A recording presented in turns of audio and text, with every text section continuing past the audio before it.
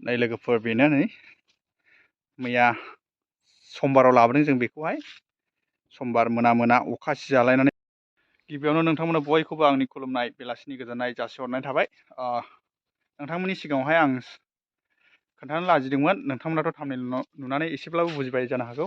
दा जों दाखालि साननै जाबाय बाइक गंसे गोदान लायदों जों बिदा फंबाय खामानिनि थाखायहाय। फुराना ग्लेमार दंमोन, बे 11 बोसोर एसे बारबायमोन, बेखौहाय एक्सचेन्ज खालामनानै जों दा हन्डानि लाबोदों। दाखालि हिर'निमोन, दा हन्डा कम्पानिनि जों गंसे बाइक गोदान लाबोदों एक्सचेन्ज खालामनानै। जेबो भिडिअ गैला, बेखायनो आं नोंथांमोननो दिनैहाय बे गंसे गोदान बाइकखौहाय देखायनो सानदों। नोंथांमोननोहाय मा कम्पानि आरो माबायदि मडेल नोंथांमोननो देखायगासिनो दं, नायदो लोगोफोर। नै लोगोफोर बेनो नै मैया समबाराव लाबोदों जों बेखौहाय समबार मोना अखा सिजालायनानै जों शरुमाव एसे भिडिअ खालामनो सानदोंमोन, नाथाय गोबां बोथोरा गाज्रिनि थाखाय जों भिडिअ खालामनाय जायासै। अखाबो फ्रि हानानै जों गोबां सिजाबोदों बे गारिखौ लायनायाव। बेनो नै Honda SP new model, Honda SP 125cc। एसे आलादा आरो बे मडेला हन्डा साइननिफ्राय एसे आलादासिन। गियारा 5 गियार बियो, नायनो हागोन नै।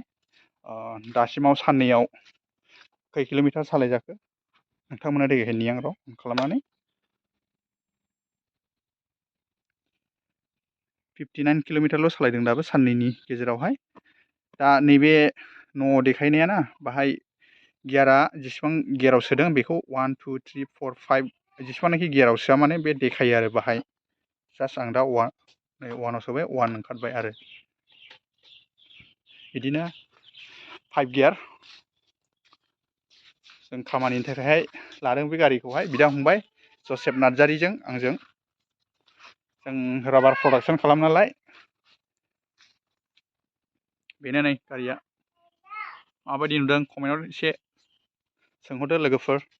आरो दासिमावबो लोगोफोरनो शेयार खालामनाय जायाखै गारि गोदान लादों होननानैहाय। दिनैहाय जाय बिथांमोना जोंनि साबसक्राइबारफोर जानाखि सासे सानै दं लोगोफोर, इउटुबार लोगोफोर दं, दिनैहाय जाय भिडिअखौ नायदों बियो नुनो हासिगौ एबा नुसिगोन। कमेन्टआव खालामहर लोगोफोर माबायदि नुदों।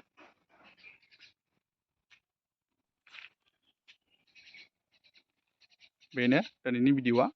आरो नोंथांमोना जुदि आंनि चेनेलखौ दाबो साबस्क्राइब खालामना लाइक खालामनानै प्लिज साबस्क्राइब खालाम, शेयार खालाम, जेसेबां हागौ सापर्ट खालामलायदो गावजों गाव।